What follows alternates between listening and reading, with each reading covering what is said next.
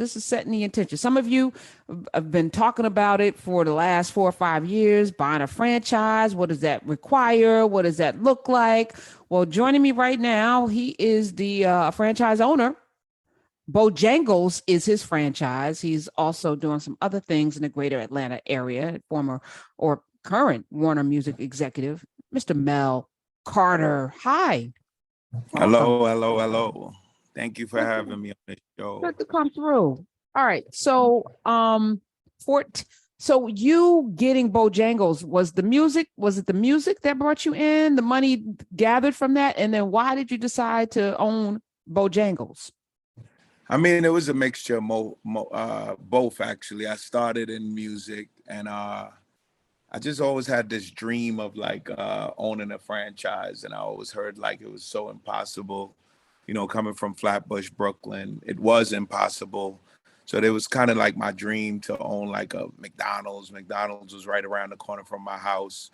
And I think when it got more realistic was when I found out that there was a black owner of the McDonald's close to my house. And I was just like, wow, I think this is actually possible. And over the years, as I grew in the music business, I just started seeking out, you know, like what it would take to open a franchise, so on and so forth. And then I tried Bojangles and I fell in love with it. And I started looking into how would I go about opening a Bojangles franchise. I have a mentor who's a part of, you know, the higher ups in Bojangles. And I just kind of sourced the right opportunity. It took me like 2 years to find the right opportunity, maybe 3. And finally found the right opportunity and as was able to close it. Pulled a lot of my exec friends in it, Coach K, as you know. And then we have some investors in the background who are also music guys. Steve Collis, who's the president of Warner, Saint from Republic Records, Lon Ray Gabba from Atlantic. And I just wanted to pull this like dope black group together to kind of do this. And we became, with me being the lead on it, we became the largest black franchisee of Bojangles. And I think in QSR in general, we're one of the largest black owners there is. 14 locations, right? No, 14, we have 18.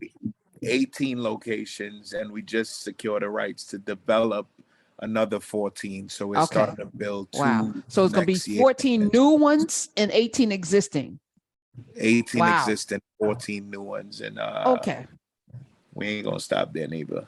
All right. Now, full disclosure, I don't eat nothing fast food. I don't do none of that. But you could have a biscuit from Bojangles. no, I'm not ever doing it. But here's the thing. Here's what's beautiful about it. I'm so for this audience empowering themselves. So if this is the pathway to getting there, let's go. I would like them all to be open up in white neighborhoods, though.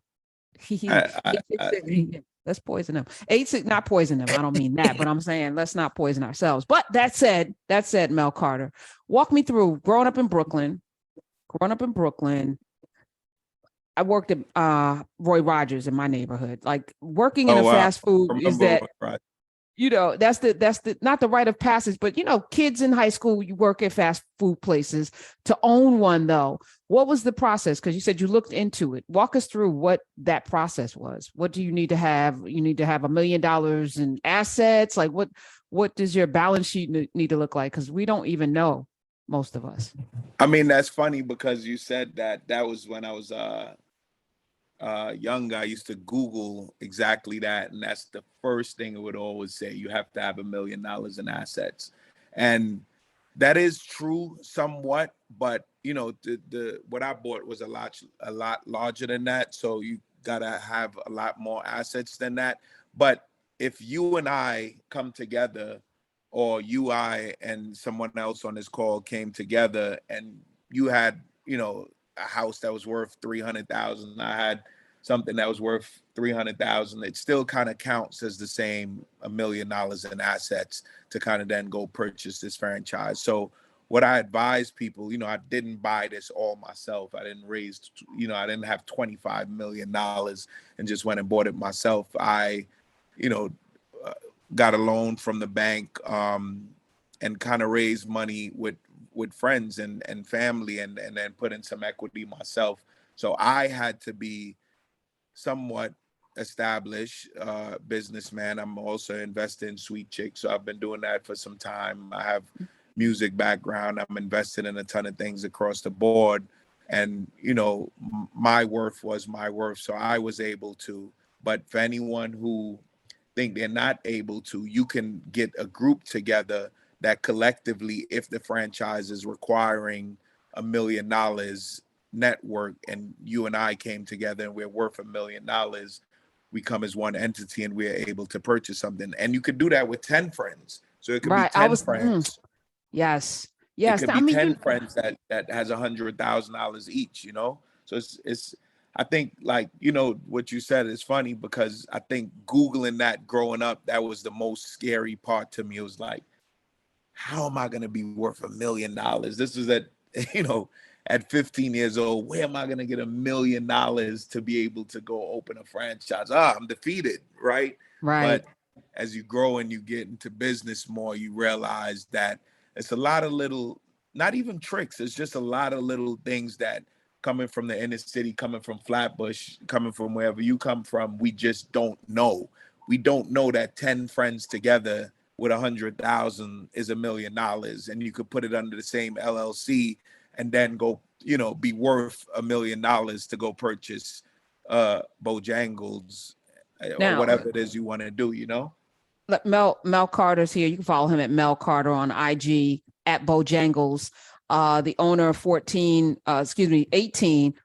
new ones about to open, in conjunction with a lot of other folk. He has come together to do this. As you're talking, do they check your personal, right? So I've 6-7 years ago, I was encouraging people to save 10,000 and save 25 the next year and 50, and we were really on the saving thing, so that, because we had a guest on that said just this: if you come together with 5-10 other people, you guys can buy a strip mall, you can buy a franchise. Like, there's strength in numbers, the strength of community coming together. But what if somebody in your group is janky and has got a lot of debt? You don't want to align yourself with somebody that's not, pulling their weight. So how do you sift through that, Mel Carter, with the partnerships?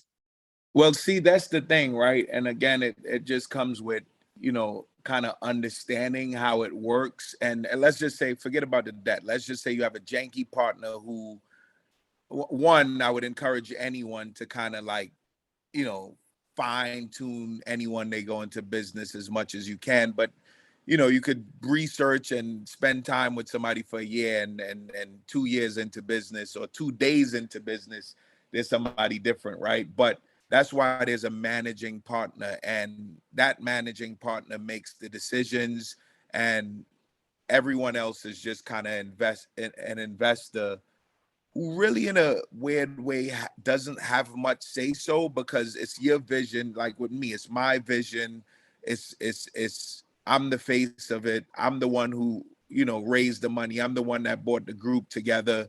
I'm the one that, put the most equity on my end. So there's always a lead on whatever that investment is. And it kind of saves you from dealing with a janky partner, because it's all paperwork, it's all contracts, it's all whatever it is. So they're really running Mel Carter's credit. They're really running Mel Carter's name. Mel Carter is accountable for everything to do with it. Your investors is just investors. As a lead, you treat them well and you help them understand the business and before they get into it. But it's not like they can just come and say, hey, you know what, like I need to sell one of these Bojangles because I need some money.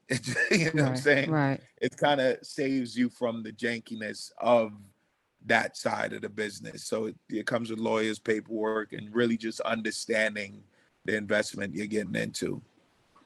Mel Carter is here, franchise owner and music executive.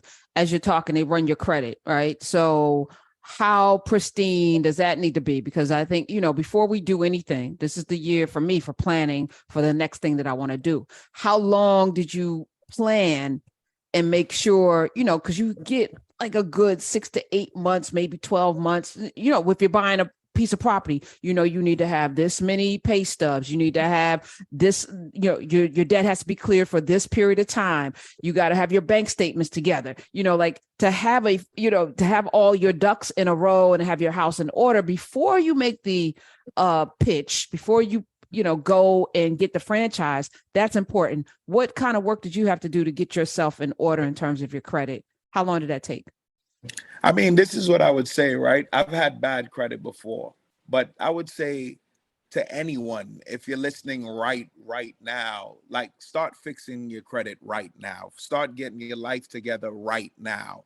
Don't wait till you have an opportunity and then try to get it together, even though there's, you can do that as well. But 5 years ago, I didn't know I would have this Bojangles opportunity, right? But I started fixing myself, fixing my credit 10 years ago and getting myself together, get myself more established. So when these opportunities came, I wasn't just scrambling to kind of like fix my credit then, or like, better my name or whatever it may be. So I think the earlier you could just get a head start on that is better for anyone who may not even have a dream or idea of what they want to do now. But I think we all across the board know and understand that your credit is crucial. And even if you're trying to buy a car, or even if you're trying to lease some equipment. So somehow that your credit is going to play into your dreams, right? Unless you're just filthy rich, then you could probably just buy it. And even so, that wouldn't be the best thing to do, right? You would still want to finance something, whatever it may be. So I would just say, honestly, I was blessed enough to understand a long time ago that my credit is needed to even purchase a car, right? And so start fixing your credit now and start getting yourself together now, because you never know when that opportunity may knock on your door.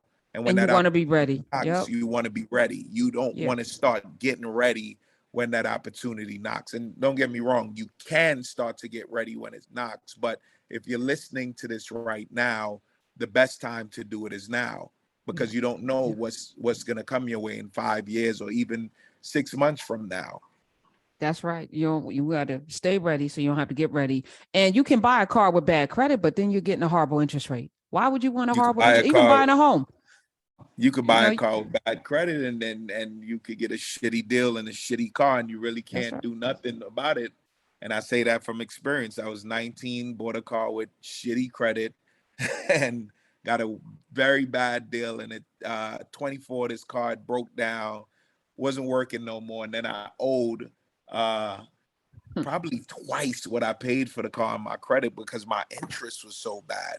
But again, those were growing pains. So that's why I said, figure it out now. And my biggest strength, honestly, is people. I have a lot of people that believe in me. I take advice from a lot of people. I listen to everyone, whether it's the most unsuccessful person or the most successful person. I listen to everyone, because you can pull away what advice you want from that person, and you can leave on the table what advice you don't want. So that's one of my biggest things, is like, I believe in mentorship. And I don't think a mentor is just like, come in this room, let's sit down, let's go over this, let's go over that. Here's what you should do with your life. Mentorship is this conversation, you and I having a conversation, and me and someone else having a conversation, and us pulling away what we could use to better our lives from that, I call it chew up the meat, spit out the bones. You can learn from anybody, and you should always be open. Absolutely. So what was your road, Mel Carter, to getting it together? What happened that gave you an epiphany? Which opportunity did you fall into or create for yourself that put you on the path to not just owning Bojangles, but this music thing, which was the first moguling you were doing? What happened? Man, I just fell in love with music when I was young. For real. I fell in love with music. And who was it? Rakim, you Brooklyn. So was it Jay?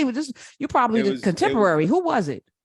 It was Jay-Z and Dame Dash and what they did with Rockefeller. And I knew I couldn't be Jay-Z because I couldn't rap. So I wanted to be Dame Dash. And as the years went on, Jay-Z became a businessman more in the light. I'm sure he was always a businessman, but we got to see him as a businessman more. So that was it for me. Like, I was kind of like this is what I want to do. So I found a kid in my neighborhood who had some talent. I used to go stand by the labels and give out his CDs, and eventually that led into a deal. The artist didn't blow up, but it got my foot in the door. And I started just kind of navigate my way around, learned the system, and started managing some more talent. Was offered a SVP position at Republic Records, took that, left Republic on October 1st and started at Warner. So I think for me, it was just the music. Like, I just fell in love with the music, and coming from where I came from at the time, we didn't see a lot of Mel Carters, right? And that's why because everybody wanted to be Jay-Z. Everybody wants to be MJ. Jay-Z. Right. So including me, but it's God helped me get success there, and I was able to kind of use my network and use whatever money I made, and realize I don't have to stop at music. I could do a lot of things. I could do the impossible, which is own a franchise and not just 118, and own a part of Sweet Chick, and a number of things I invest in across the board. So for me, it was just like, for real, the love of music, and seeing Rockefeller's success, and wanting to be part of that, and not being able to be part of that. So I went and created my own. I love it. I love that. Mel Carter is here. As you're telling this story, I'm also thinking about the risk. A couple of weeks ago, we did a story about another franchise in Detroit that was overrun with roaches. And so that franchise, actually, we put the story out, and then they added me on Twitter, and it was like, we are shutting it down and we're investigating. When you have so many franchises, soon to be 32, how do you quality control? How do you make sure everything? I mean, you can't be at every franchise, and one bad apple, one bad Bojangles can mess up your whole flow, Mr. Mel 100%. Carter. But here's the thing, and I think you would do this yourself too. Like, no one's a one-man army, like, I have 600 employees at Bojangles. Wow. I have a CEO. Wait, just pause in that. Mel Carter is funding and supporting and paying salary to how many, sir? 600 employees. 600. 90% of them Black too. And Come a lot on. of second chance employees who, might have had a misstep in life, and we give a second chance to people who need a second chance. Love it. I love it. Okay. So how do you rely on, so how do you pick good people? Again, you can't be every place. What's the formula for making sure you have your folk in place that are going to look out for your interests when you're not there? So, I mean, it starts at the top. It starts with me. It starts with Coach K, and we kind of, go ahead. Go ahead. I'm sorry. No, Coach K, tell me about him. Yeah, so we just met. It's not Krzyzewski, is it? Krzyzewski? No. Coach K from Quality Control. You don't know who Coach K is? Come on, no. Tell me who Coach K, because the only Coach K I know, because I come from sports, is Coach Mike Krzyzewski. I was like, I know damn well Mike Krzyzewski ain't in business with you. No, I mean, he could be. You never know. But that's Coach true. K is my partner with Bojangles. We did it together. He's probably the most successful, one of the most successful Black executives ever. He owns Quality Control. Quality Control is probably the most successful Black record label ever, even surpassing Rockefeller at this point in my eyes, because they have the Migos, they have Little Baby, they have Yachty. Got you. Yeah, that's not my. I don't listen to none of that. But Kevin Lee, I'm gonna reach. You know what? Just because and that's the thing. Like, when you're in something, you think everybody else is into the things that you're into, but there's a whole world of people that have no idea, including me. And I'm Black. I'm very Black. I love Black people. Absolutely. I didn't know who Coach K was to this day. Mel's here, Mel Carter. I know who you are, but that's the point. We introduce people to people so that, our worlds get bigger. Quite frankly, that mumble rap is not the thing that I love at all, or like even. And I feel like on some level, music has been, this current branch of music has done more to hurt the community than it has to actually further, our interest in being free. However, the work that you're doing, I think, is really, really amazing. And so I want to give people a blueprint or insight into that. So thank you. But I believe even with that is perspective, because I see it from a different perspective as well. Like I see, I see what you say, a ton of bad things has happened with music, but I see 90% more positive things happen. I see thousands and thousands of Black employees by music. I see thousands of families being fed by music who, in some cases, even like myself, being a high school dropout, wouldn't have another way or didn't have another way. So, there's a lot of positive. I see a lot of, rappers do a lot of positive things for their communities. And, with everything, there's a good and a bad. Like social media, I think social media is very positive, but it has a lot of negative with it as well. So, but, it's just perspective. And my perspective is different from yours with certain topics, And we still can rock with each other, And we and still that's the other rock thing with we each need to other. learn. Like, we ain't got to agree on all fronts. We just got to get to the finish line together and, pull and drag as we 100%. can. So Look, if the we all investment, agreed on everything, we wouldn't be unique. hello, Mel Carter, Bojangles, Warner Music executive as well. Second Estate Records is his other label, the label that pays him. On that, as a person that owns franchises, how what's the value of that? Because I look at, my dad had a grocery store in Newark for 18 years. And that was getting up at 5:30, opening the store, leaving at midnight, Monday through every day, including holidays. It was a lot of on his feet, a lot of ripping and running, a lot of going to the bank. He did really well, but that was a work intensive. And I was like, no, there's another way. I want to make money while I'm sleeping. Now, how does this work for your investors? How do they get paid? And what does that look like for you, Mel Carter? Well, my investors, they're going to make money while they're sleeping, right?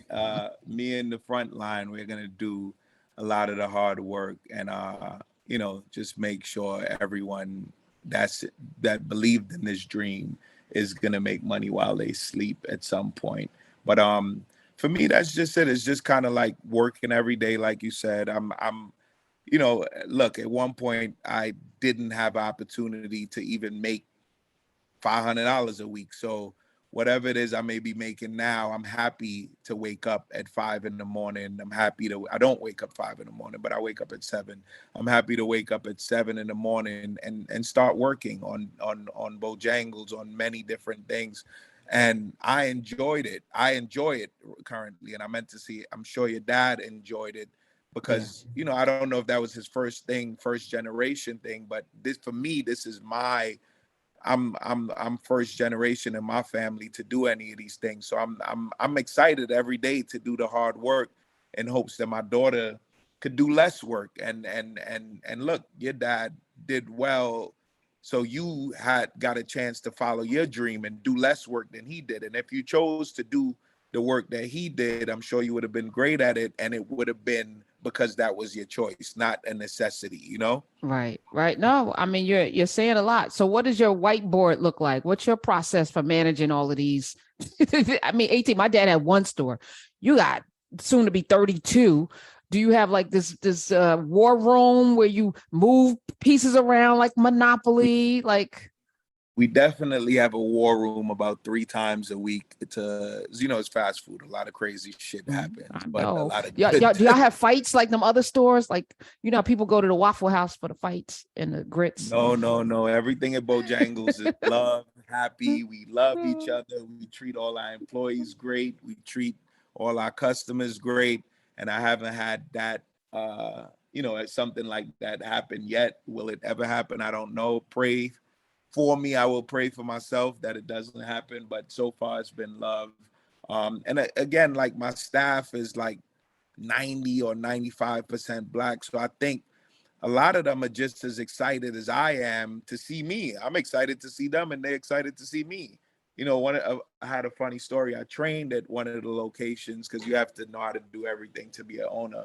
And this guy, he pulled me to the side. He worked in the kitchen and he was like, they said like the big boss was coming from New York. Like, we got to be on point. And then you came and I was like, where's the big boss? Is it like this white guy from, and he was like, it's you.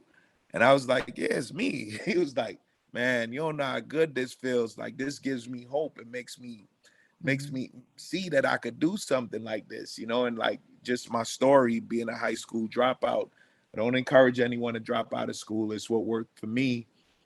So I think just that these guys are like, we're all working together because it's something we're both excited about, like me and my team, you know?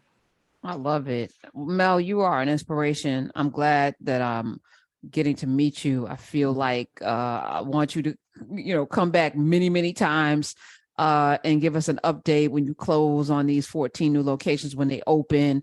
And also, kind of give us, insight, those of you who want to own franchises, into like, let's continue to beat this drum, because I think it's important, other people come here from places and they, figure out the game really early, whether it's owning number one kitchens, whether it's the 7-Elevens, whether, like they find their beauty supply stores, they have a, connection to the supply chain.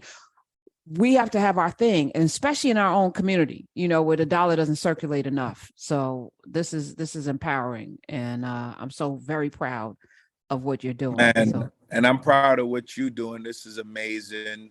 We're not gonna poison anyone with any fast food because no, I don't.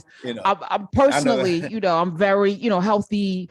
I need us to be here on all fronts, and you don't see Absolutely. fast food places on every corner in white neighborhoods. You just don't. You don't see the billboard ads. You don't see the liquor stores. You don't see a lot of the things in their neighborhoods. And I want us to have ownership everywhere.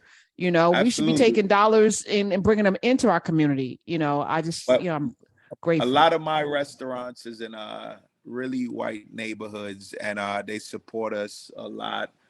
We support them, give back to the community. So, it's Bojangles. We're down south. So that kind of tells everything. But the chicken sandwich looks amazing, by the way. I don't eat pork either, but so I'll just say that those of you. Yeah. But y'all got the pork, or the grilled pork on there as well for those, every once in a while. There's like, I give myself once a year, I'll go do something fried, So if it was in my neighborhood, Mel, maybe I would drop by once a year to support you, just you. Well, maybe I'll just send over some Bojangles for you and your entire crew.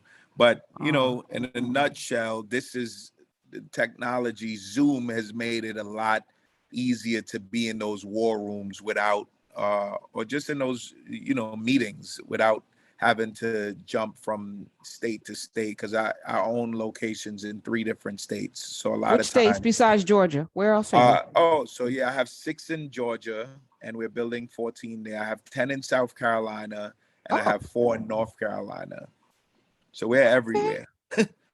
All right. Listen, y'all. Hey, this is all of the things. And it just tells you anything's possible, and which is what the message should be anyway.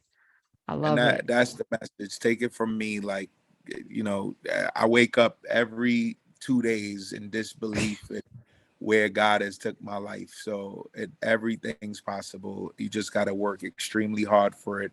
And sometimes you may work hard for it and it may not pan out the way. I've failed more times than I've succeeded, but the times I've succeeded made up for the times I failed. So you just got to aim real high, So why didn't you give up? It's just not an option for me, giving up. Like people will say, oh, it didn't work out. No, oh, well, I mean, that's not supposed to happen. Why did you keep going? This is the thing. It's like, I feel like sometimes things is built for you to give up, or for you to feel like I did everything I can. There's really nothing else could do. And it's always something else you could do. Like, I'm sure following your dream, it was really hard. And at times you felt like you should give up, but that's what made you. That's what made you be able to have this powerful show.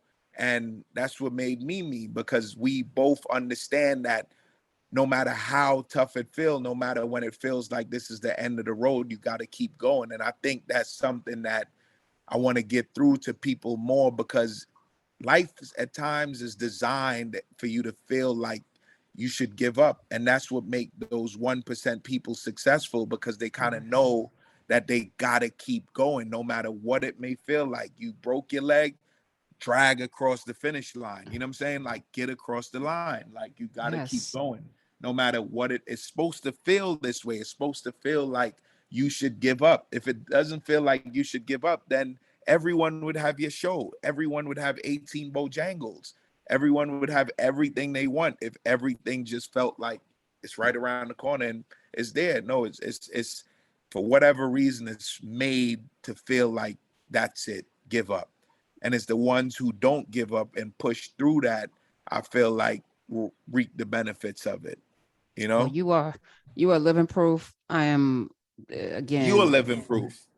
We're both okay. We're both living proof. proof. Listen, Mel, listen, this is everything. And I know that this is just the beginning too. Like there's so much more coming your way. So stay in touch with us, Mel Carter. Absolutely. Thank you guys for having me. Yes, happy holiday to you and your family, your daughter, your whole everybody. Blessings to you this year coming through. Come on back.